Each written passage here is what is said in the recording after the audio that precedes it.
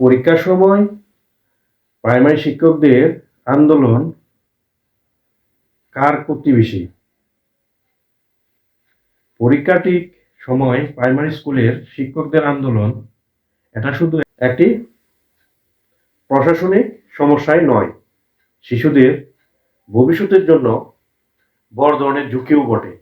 হ্যাঁ, ওইটা আমাদের মনে রাখতে হবে যে শিশুদের ভবিষ্যতের জন্য বড় ধরনের ঝুঁকিও বটে।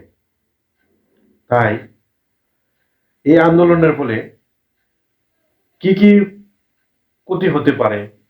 শিশুদের মনোযোগ নষ্ট হয়, পরীক্ষা পেছালে বা অনিশ্চয়তা তৈরি হলে ছোট শিক্ষার্থীদের পড়ার রুটিনে ব্যাঘাত ঘটে, অভিভাবকদের আস্থা কমে যাচ্ছে, সরকারি শিক্ষকদের প্রতি মানুষেরও ভরসা দিন দিন কমে যাচ্ছে। এ ধরনের আন্দোলন সেই আস্থাকে আরো ক্ষতিগ্রস্ত করে। প্রশাসনিক কার্যক্রম বিশৃঙ্খলা হয়, পরীক্ষার নতুন তারিখ, প্রশ্ন ব্যবস্থা, সময়সূচি সবই এলোমেলো হয়ে যায়। শিক্ষকতার নৈতিক অবস্থাও প্রশ্নবিদ্ধ হয়। পরীক্ষার মতো স্পর্শকাতর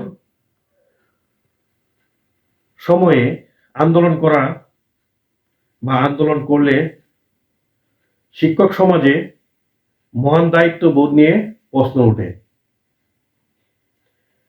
শিক্ষার্থীদের শেখার ঘাটতি আরো বেড়ে যায়। প্রাথমিক পর্যায়ে প্রতিটি ক্লাসেই গুরুত্বপূর্ণ।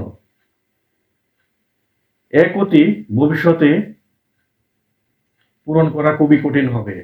দাবি দেওয়া অবশ্যই ন্যায্য হতে পারে, কিন্তু সময় নির্বাচন ভুল হলে ক্ষতিগ্রস্ত হয় পুরো জাতি। তাই আমি দীপ্ত কণ্ঠে বলতে চাই, শিক্ষা আমাদের সন্তানের ভবিষ্যৎ। এখানে দায়িত্বহীনতার কোনো স্থান নেই। সবাইকে ধন্যবাদ। আসসালামু আলাইকুম।